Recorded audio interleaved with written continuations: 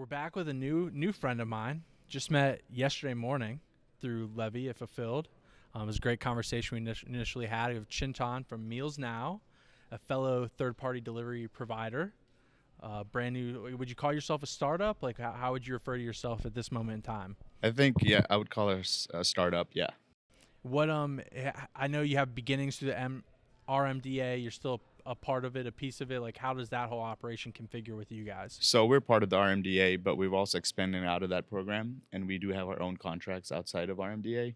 That's about 60 to 70% of our business, so we don't have to rely on just one source of orders. That's amazing. And obviously, we always talk about there's the chicken or the egg factor with the delivery game. It's the drivers and the deliveries. You have one, you have the other. You don't have both. Sometimes it kind of goes ebb and flow back and forth. Like, early on right now, are you focused on drivers? Are you focused on orders, or is it just all cumulative? I think it's all cumulative, and you have to focus on both. And you want to make sure that order ratio compared to the drivers don't get out of whack, because then you start losing orders, or Right.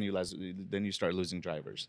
So it's a fine balance of finding drivers when the orders come in and finding orders when the drivers come in. Yeah, and it's tough too, like you mentioned, because like you can oversaturate a market with drivers and not have enough deliveries. You can onboard drivers and not have any deliveries, and they get pissed off and they go whatever platform they want. Yeah, the next day. It happens all the time, and I'm sure you guys know that too. And it's just to find the balance, and I don't think the balance exists. You just got to do both simultaneously every day. Yeah, a lot of head scratching, a lot of what's happening today, this week, next week. Where did you guys start initially? I guess where are you from? Where did MealsNow start? MealsNow started in Arkansas, a small town called Batesville, and we were a RDS, restaurant delivery service, in that town. I started the day after the restaurants were shut down in pandemic. Interesting. And we skyrocketed initially, and we kept going, and then we expanded into 4 markets in RDS, and as things started to die down, our orders started to die down because DoorDash was now present in our markets as they weren't before. So as soon as that started to happen, we were like, oh shit, we need to pivot. So we started getting into catering. We started with 1 catering order a week. Now we're up to over 1,000 a week. That's unbelievable beginnings. And like your beginnings specifically, like did you grow up in restaurants, family, background? Like how So my background is, I started my first business when I was 21. It was Quiznos. Then that went away in 2013. And I had another restaurant called US Pizza. I still have it, 15 years. And then I got into hotels. And then I had 3 other restaurants which failed during pandemic. We closed them. And then I told my wife, we were like, hey, we need to open another business or do something. We just shut down 3 restaurants in last year and a half. So wholeheartedly, let's do it. And we started MealsNow with $800. And here we are doing over $4 or $5 million in revenue 2 years later. Awesome. Unbelievable story. Complete tangent. I don't know how long we'll last on this topic, but I used to work at a company called TQL in Akron when I first left Ohio University, and there's like a little lunch area in one of the bottom floors, and there's a Quiznos there. Yeah. And I used to get a pesto chicken sub from Quiznos almost every day, if not every other day. What happened to Quiznos? I have no idea. It's like you got Subway, you got Jersey Mike's, you got Jimmy John's. Like, I thought they were killing it, and then now it's like they have a couple locations left. My opinion, I think the $5 footlong killed it. Yeah, now the footlongs are $7.99. Yeah. So it's like you had to just ride it out. Ride it out, but you couldn't. Unbelievable. Yeah, it's crazy. I can't even imagine. I think Quiznos, I think the quality was the best. It was so good. In my opinion, it was good. The toasted subs, electric. Yeah, and they're still there. Some of them are, I think, in Denver. Yeah, I haven't seen one in so long. We used to have one right in where Mata is, Nate, if you remember that, in Jackson Township. We used to have one right next door to us. Sorry for the sidebar, but I loved Quiznos. Yeah. Wish it was still around. I still love or had a bigger footprint these days. Back to third-party delivery. So you start out in Arkansas. You're working with the RMDA. How many locations are you guys operating in now? What's the scalability look like? And things of that nature? So great questions. We are in about 30 metros We can spin up a metro in 2 to 3 weeks. We have our processes and system pinned down, and we really focus on creating systems that allows us to scale, and they don't break at scale. So we are really hyper focused on getting brands that have high volume and offering them white glove delivery service, consistent drivers over and over, to make sure that the restaurant gets to know the driver by name, and the driver knows the restaurant. So the friction of having a random gig driver is not there. So it's more of a brand work rather than gig work, and that's my focus with the company, is making it more brand work rather than gig work, so we can extend the brand of the restaurant to the end client. That's interesting. I've never heard anyone say that, brand work instead of Yeah. gig work. That's an Yeah. interesting way to frame it. I enjoy that. I like that a lot. Thank you. Yeah, that's super intriguing. I think, so you go from one market to now 30 plus markets. Like, we could talk about onboarding drivers. We can talk about onboarding partners. All that's maybe behind closed door stuff we don't need to dive into too heavily. But like when you're talking about getting, we talked a little bit off camera yesterday. These drivers, they're on DoorDash, they're on Uber Eats, they're on MealsNow, they're on Delivered, they're on Deliver That, they're on every platform that pops up every single day. They're joining it, checking it out, sticking with it, getting off of it, joining a new one. Like the retention piece of everything. Do you guys find that difficult? Is it how do you solve that? We do find it difficult. I think the best way to solve it is providing driver with consistent orders that they know, and taking the uncertainty out of an order. That's why brand work really works well instead of gig work, because if they know the brand they went to yesterday for the first time, and they know that next 7 days they're going to go there again, now the manager's going to know them. They're going to know the drop-off instruction, so they don't have to sit there and scroll to their phone and figure out what to do when they're dropping off. So all that uncertainty goes out of the window, so they can go back and get another order and rinse and repeat. Connecting the drivers with the restaurants and building that rapport and that relationship is something we've touched on a million times on that platform. So I hear you loud and clear in that one. I think like when you have a driver onboarded to your platform, like equipment expectations, dress expectations, like do you guys have that set of rule sets? We do have professional attire expectations, and then we provide them a delivery bags. And we are in process of building a Shopify store for drivers to purchase those in case they need them. But we're not looking to make money on them. We want to just make sure that they're empowered and enabled to do their job correctly. So we just want to make sure that that's available.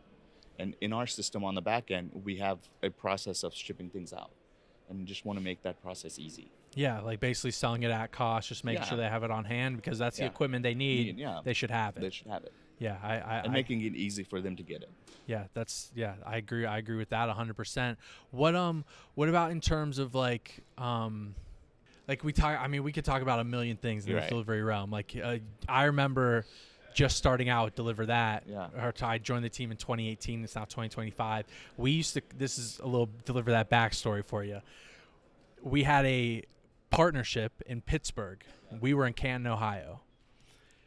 It was our biggest partnership at the time, crucial to make sure that it was as successful as possible. But we didn't have the driver fleet necessary in Pittsburgh to make sure we basically had all those deliveries covered at the time. So we would come into the office in Canton every morning, and the conversation at 7 a.m., 8 a.m. every morning was, all right, who's making the drive to Pittsburgh today? Yeah.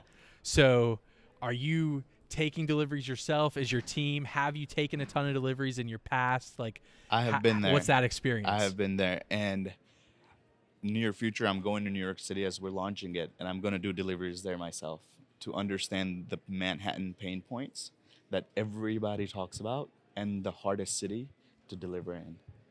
And I'm going to go there for third week of May and find out myself how hard it is. Yeah, and we've dealt in New York. I think people are they want to stay in their boroughs. They don't want to cross this bridge. They don't want to go across that street. So it gets very interesting. It's going to be challenging, and we all know it, but it's being done. So we just got to figure out the best way to do it and figure out the right drivers that fits our model and are consistent, and they show up, and we just got to find that balance.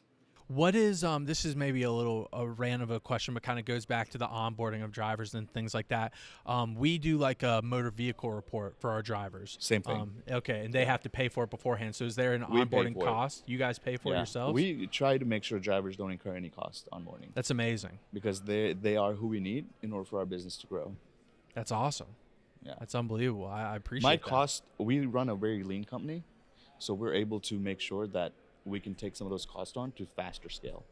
Yeah, I mean I think we charge like maybe $10 for the MBR, Yeah. and then we still incur a bit of the cost on the back end with the processing and things like that. But it's amazing fundamental belief you have, just be able to provide drivers what they need, get them onboarded as easy as possible, and then they're rocking, they're rolling, they're ready to go. And to show them consistency of orders and the value behind it, and take the uncertainty out, and then you have, I feel like, a winning formula to have a higher retention and loyalty when it comes to those drivers. That's amazing. What does like utilizing your guys' app? A driver goes to the app store, downloads MealsNow. Like is that the process? Bromo, yeah. Bromo driver Bromo app. driver app. Interesting.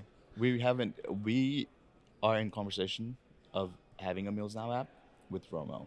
That's awesome. Yeah, I guess because the RMDA uses Vromo as well, correct? No, the RMDA members, I think most of them use Cartwheel. Okay, use Cartwheel. Okay. I thought for some reason I was thinking someone on that team used Vromo. I think I'm the only one that uses Vromo. Oh, well, hey, that makes two of us. Yeah. So hell yeah.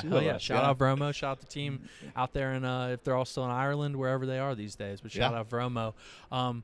What are I feel like we could talk a million days about the disasters maybe, or even the positives with the delivery. Failures. I think those are important to highlight. But so like when a delivery goes wrong for your platform, like is it if a driver's late to the pickup and you need to find a new driver, if a driver releases a delivery last minute, late call off, no show, with this, that, and the other, like are you scrambling to find new drivers? What are your guys' processes in place? How do you handle that? We do try to find it, but we don't wait till last minute.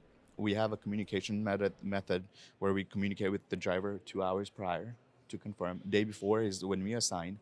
2 hours prior to the pickup time, we communicate with the drivers and make sure that the driver is ready to go.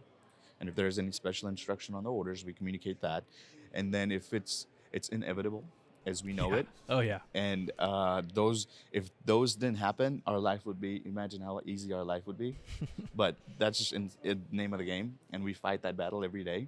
And that's going to happen, but it doesn't happen as often for us. But we try to not cancel any orders. Oh, yeah. I mean, that's the name of the game, 100%. Right. Yeah, that's all day. But I would also, like today, we had a brand that we launched with, and we had 20 orders from them, one location. We canceled 7 because I did not want to send my tier 4 drivers to those orders to when you're jeopardize piloting the quality. with them. Yeah. I would rather cancel and then assign it to somebody else because of the fact that I want to protect the brand. I want to protect my drivers. Yeah, no, I think that makes a lot of sense to me, and especially when you're just starting out. Yeah. If you're taking 20 or 13 or 7, you got to go 7 for 7, 13 for 13, 20 for 20. Yeah. Knock it out of the park. Or because I don't want to be 50% late and try to accept all the orders just so I can make money. I would rather be 50% cancellation rate, but 50% that were delivered on time and customers are happy. Yeah. What do you find like if you're a driver on any platform, right? Like we talk about equipment, we talk about parking, we talk about customer information, they're not picking up the phone, or there's bad delivery instructions. Like what do you guys see on your end that you're battling from the customer vantage point in terms of the information provided that makes dropping off a delivery or a catering more difficult? A lot of times it's not the parking issue. A lot of time it's more about getting in touch with communicating with the customer when the driver does arrive. Either the customers are still on the way in the transit to get to the location, so driver have to wait, or we can't reach the customer. Oh, it's a landline. Oh shit, what do we do? Yeah. How do we figure it out? So we're trying to connect. We can't connect to the customer, so then we call the order source, which is usually Easy Cater or a first party of the client, and we try to get with the client and say, hey, this customer's not we're not able to connect with them, so can you help us out? Yeah. So then we put the ball in their court.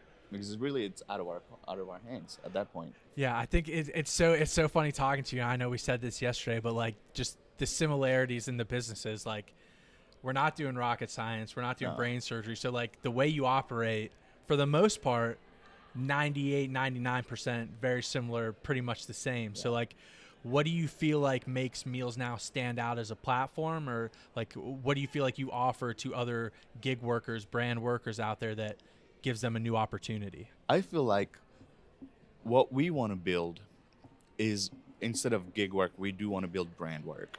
And when it goes back to like the consistency of orders with the drivers that are loyal, and taking the uncertainty out, and it's of a cycle of same orders every day, and building that system of making sure that they're showing up at the same restaurants, and the restaurant owner or the manager gets to know the driver by name, and there's a camaraderie between the whole during the whole journey of the order. And my dispatch team is also that way. We set up groups of dispatch for each client, so the client gets to know the dispatchers by name and the drivers. So the whole ecosystem is more of, instead of just randomized, It's familiarity. it's familiarity. Yeah. And that really works well. And we have a higher retention of clients because of that. And the feedback we get is that we constantly ask, what are we doing right so we can keep improving? And what are we doing wrong so we can fix it and improve?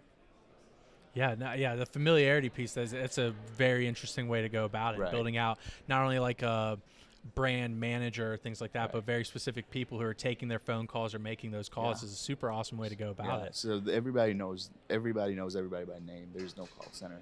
There's no, hey, dial 1 for this, dial 2 for that. It's strictly phone, pick up your phone, like you're calling their personal cell phone. What talking about like deliveries specifically, Yeah. like we've ourselves have taken deliveries, we've had drivers take deliveries. You get to these dollar amounts that are $2,000, $5,000, $10,000 worth of food. Sometimes you're sending 2 drivers, 3 drivers, not just a single driver to handle this delivery. We've had drivers rent U-Hauls to take these massive deliveries. Like, do you have any absurdly large delivery or delivery stories that were just We like, do. how did that happen? Yeah, we usually have 2-3 drivers and team up. Usually it's husband, wife, or a couple. Yeah, Because they want to keep the 100%. money in house. Yep. And it works, and they're happy doing it. We're happy them doing it. And we emphasize that nothing can go wrong here. We have to make sure that we deliver this on a scale that is expected, nothing less. The bar is high here. And I think we like that. And the drivers love it. And we're able to show the brand that, look, just like $200 order, we can also handle a $5,000 order. We don't see a difference. We want to make sure that the quality is there with the 200 and the 500. So our bar is high. Where, like, when you're trying to, like, we're all fighting for the same restaurant brands, right? Like, you want to sign these partners directly. Everyone's in the same rooms. We're all here on one conference, all mixing, mingling, having probably similar conversations like, hey, use us, use them, whoever you want to use. Like, what do you feel like attracts a brand to a specific delivery provider? I think the main thing we're seeing is restaurants want to ease the last 15 minutes of the delivery because they cannot control it. And a company that provides them with the peace of mind for the last 15 is the company that's going to win the client, because of the fact that the last 15 minutes of the order journey it's not controlled by them, it's controlled by you. However, if we show them that they have the control, but we're just doing the delivery, we can win that client over. And the way they can control the delivery journey is by having controls over drivers. They can pick, they want this driver, that driver, or no driver. So going back to having a familiarity concept, they can choose that, hey, it's a $700 order. It's going to this client that's very important to us. Can you send this driver by name? When they know that last 15 minutes become a lot easy.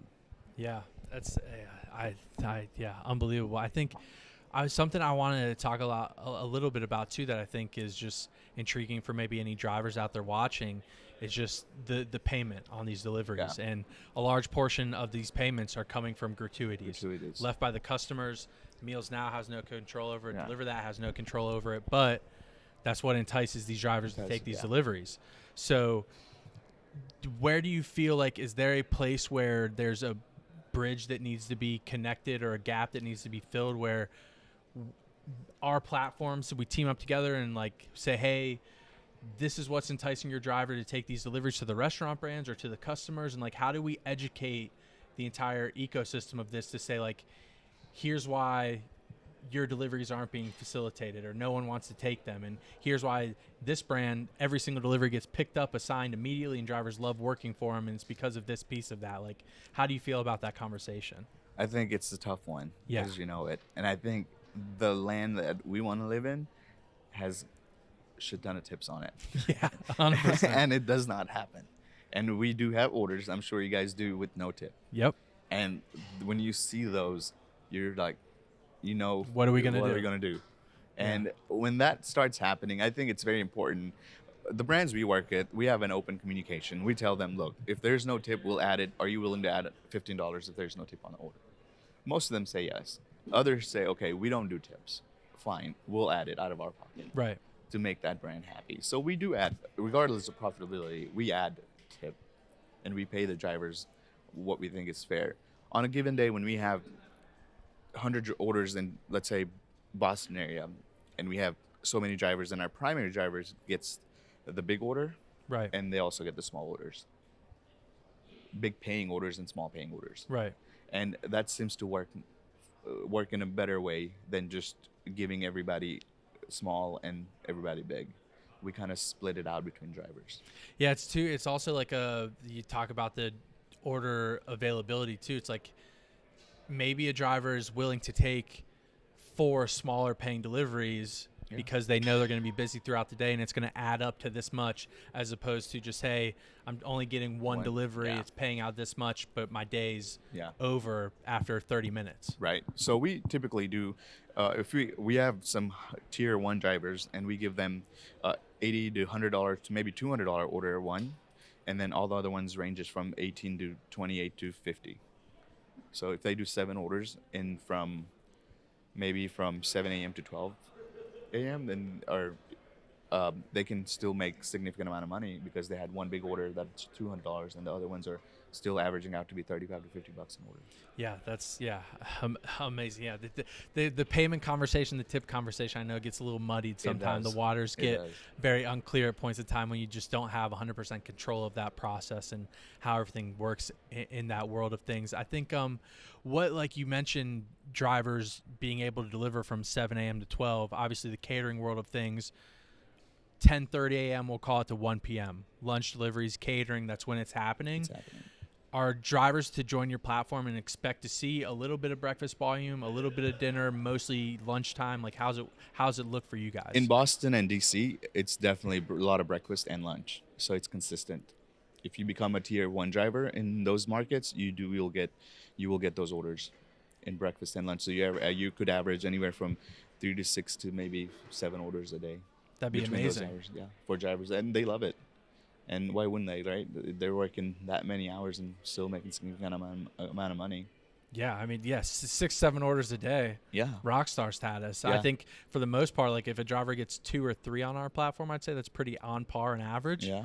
And I mean, so if you can squeeze in one breakfast, maybe a late afternoon, you get to 4 or 5, you're golden. You're golden, yeah. Yeah. And we see that, and the driver loves it, and they want to work with us more and consistently. That's amazing. What this is a very random question. Yeah. And I'm not trying to ask about like background conversation you're having, but if there was like one brand maybe you grew up with that you always ate at, your family loved or something growing up, is there like one brand that if you got in conversations with them and you had the opportunity to sign them to your platform that you'd be like, this is the dream? I'm going to have to think on that. Nothing comes to mind, but I mean, I'm just going to shoot from the hip. I would love to take Chick-fil-A orders. Oh, yeah. 100%. Who wouldn't? Right. That'd be unbelievable. Yeah. And we would offer them the consistency and the standards that they're expecting. And who wouldn't? Yeah, I agree. I think for me, like brands that I think of, like Panera, obviously a massive brand that's always had their own first-party delivery and catering. I think they're getting into the third-party realm a little bit nowadays. Chick-fil-A, obviously a massive player. Yeah. Chipotle would be sick. Absolutely unbelievable. So, yeah, I mean, there's a handful of names I think that would be outstanding. So, and we we have to say no to some brands just because the amount of work you have to put in and the way they're spread out and the order volume. When it happened to us recently, where we had a hundred and some odd restaurant brand that wanted to talk to us and wanted us to deliver, and we started the conversation, and when we figured out numbers, it was maybe one order per week at one location, and that is just a nightmare to staff a driver for. Right. And sometimes we have to say no to them. I'm sure you guys have. I don't know if you guys face that challenge or not. Well, I think like when you're talking about like one-off suburb cities, like you go to like obviously Philadelphia, massive market, but you go you go 45 minutes northwest to King of Prussia, you go across the river to Jersey City, like you go all the way out to like I think Bethlehem is like one of the cities out there and stuff like that. So when you're trying to, and as you mentioned, if the volume isn't there, those drivers, they're just going to come and they're going to go. And when you, especially in a catering space, when the deliveries are already so minute in time window and everything like that, it's going to be much easier for them to operate on a DoorDash or an Uber Eats where it's on-demand delivery, and those deliveries are just rapid fire throughout every single day. Right. So those challenges, I don't want to say no. I want to take everything, but sometimes now we're at a point where back in the days, I would have said yes. To everything. I would have done it myself, but now I have to prioritize what we're doing and our efforts, where we're putting that, and want to see a 10x return on our effort instead of 1x. So we focus. I worry about the energy that we're putting in, and if it's not in the right area, then we're not gonna scale. So it's very important for us to see it and put it out and understand that if we focus our energy on this is where we're gonna grow the most. Yeah, I mean, I think just setting those expectations too. Right. Like, you don't want to sign a contract and then not be able to fulfill your obligation to that partner, and then things just go downhill immediately. It ends poorly, and like there's whatever arguments, this, that, and the other. The contract just gets abruptly ended, and then next thing you know, that's your reputation, that's our reputation. Like, it's just a bad taste in everyone's mouth. Agreed. Yeah, it's unbelievable. Nate, how long have we been going? 27? Hell yeah. 27. It's good content. Yeah, this is a good time. Yeah. It's easy to talk about what you're doing every day. Yeah, because you're familiar, we're familiar. This is what we do, right? Yeah, I started, backstory a little bit more about Deliver That if you don't know it. The core group of the co-founders, our CEO Darian, our e-commerce guy Jim, and myself all went to high school together. Oh, wow. Aaron, John, and I went to Ohio University together. They started Deliver That. It was first OU Delivery. They started at Ohio University as an on-demand concept before DoorDash and Uber Eats were really a thing, or in those kind of small town markets. Yeah. They leave Ohio University after not really getting funding for that concept kind of thing. Go to a Ruby Tuesday. Walk into the Ruby Tuesday. The guys, they're still trying to sell the on-demand concept. The guy's like, get the hell out of here. Yeah. I don't care about on-demand delivery. I have 6 caterings, though, on my counter. If you take a catering delivery, you can come back later and we'll talk about it. They take the catering delivery, drop it off, get tipped $30 in cash, and as Aaron will tell it, he was like, okay, catering delivery is what we need to do. Yeah. And so in 2016, it pivots to Deliver That. They do catering delivery, and the ball starts to get rolling and everything like that. But I came on in 2018. I was going to school at Kent State Stark trying to obtain the rest of my business degree. Drove for 8 months from January to October, and then they asked me to just come on as an actual employee. So like, yeah, I mean, just in the past year, Nate and I have probably already taken 50 to 100 deliveries. I've taken thousands of deliveries like myself. So the familiarity with this realm of things at this point is just, it's in your blood. Yeah. Like everyone so understands everything that could go wrong, understands how to do everything optimally. It's easy to have conversations about it, and it's easy to see where things can go. I agree, and I think it's very important for us to understand and stay grounded with our background and where we come from in order for us to not get a big head. Yeah. Because that prevents us from growing.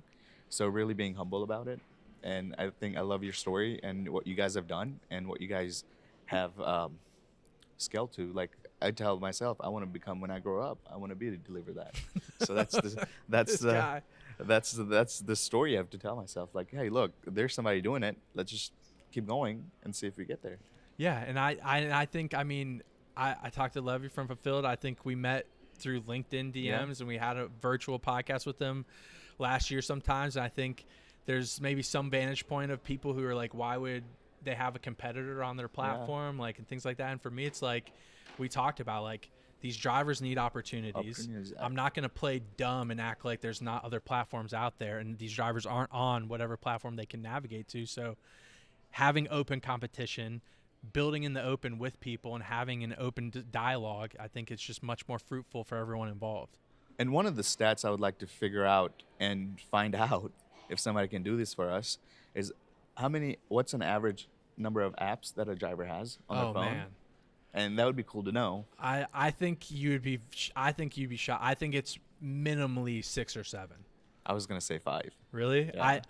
We just met with a driver, Katya, in Philadelphia at the beginning of the month to do some content, and I think she listed all the apps she was on, and it was an easy 5. Oh wow. An easy 5. Yeah. So I think understanding that, and we're fighting for loyalty from drivers. And I think the orders do exist. We just have to go get it. But the loyalty for drivers, that piece is what we need to figure out and get to that point.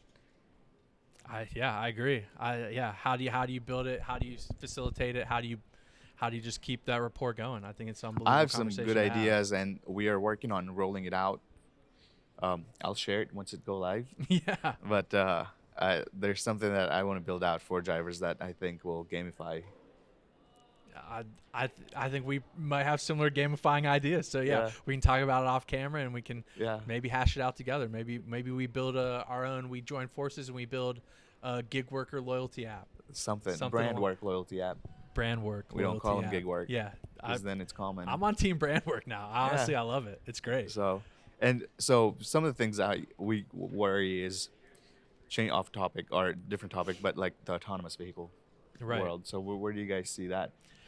So we just had Kevin Redding from Luna Grill on. He's been a partner of Deliver That previously at Qdoba, and then now 5 or so years at Luna Grill. So like almost 7 or 8 years now with us between multiple brands. And we touched on it very briefly, but I think for me, I feel like we're not on a hot seat right now, because from our vantage point, if catering delivery, I don't think anyone in their right mind expects a robot to be able to pick up $1,000 worth of food and go into a business and set that food up to the expectations that these brands and these customers have. Yeah.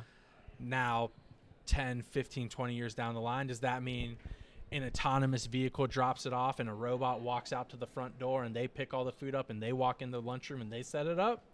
Who knows? I think that's in the realm of possibility. So I've coined this term that right now we're known for our last mile delivery. Yeah. I think we'll still need last 50 feet. Interesting. So last 50 feet is going to still be there, that we're going to have to do setups.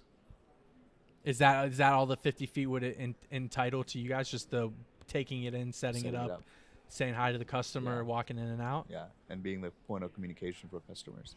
Yeah. The last 50 feet, last mile to the last 50 feet. Yeah.